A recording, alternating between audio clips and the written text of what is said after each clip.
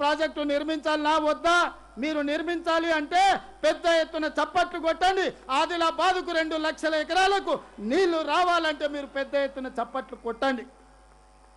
నిన్న మన తడిసిన ఒట్లు కొనుగోలు చేయాలి కేంద్ర ప్రభుత్వం అంటే కేంద్ర ప్రభుత్వం మీద ఒత్తిడి తీసుకురావడానికి పెద్ద ఎత్తున మీరు చప్పట్లు కొట్టండి అని చెప్పి మా మిత్రులను నేను అడుగుతున్నా.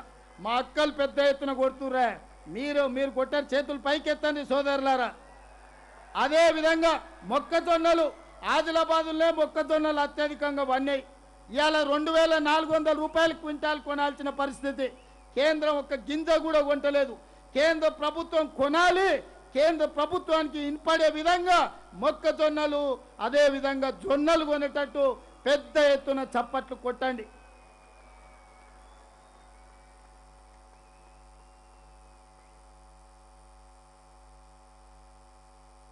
ఈరోజు మీరందరూ ఇచ్చిన ఈ ప్రాంతం నుంచే ఈ కార్యాచరణను ప్రకటిస్తున్నాం.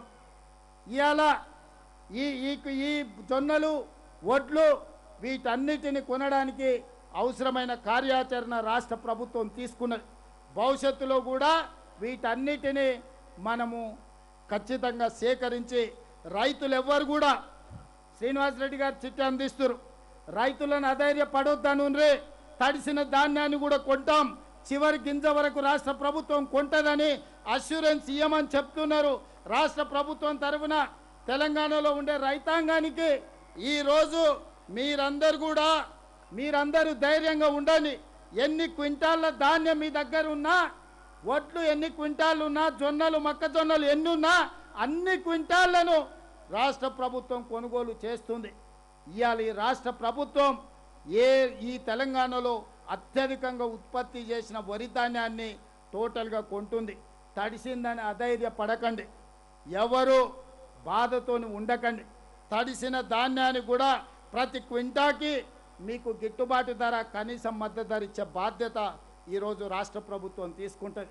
ఇక్కడికి వచ్చిన యువకులకు, మీడియా మిత్రులకు కూడా నా సూచన, ఈనాడు మీరు ప్రతి రైతుకు పేపర్లలో రాయండి, ప్రతి గింజ కొంటాం, ప్రతి క్వింటా కొంటాం.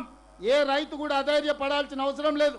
2 రోజులు వెనక ముందైనా రైతులు పండించిన ధాన్యాన్ని సేకరించి కనీసం మద్దతు ధర ఇచ్చే విధంగా ఈనాడు రాష్ట్ర ప్రభుత్వం కార్యాచరణ తీసుకుంటుందని మీ అందరికీ తెలియజేస్తూ, ఇంతసేపు ఇంత రాత్రైనా కదలకుండా ఇన్ని వేలాది మంది, ముఖ్యంగా మా ఆడబిడ్డలందరూ కూడా ఆశీర్వదించడానికి ఉన్నందుకు మీ అందరికీ మనస్ఫూర్తిగా ధన్యవాదాలు, కృతజ్ఞతలు తెలియజేసి మీ అందరి దగ్గర సెలవు తీసుకుంటున్నా. ధన్యవాదాలు మిత్రులారా. గౌరవనీయులైన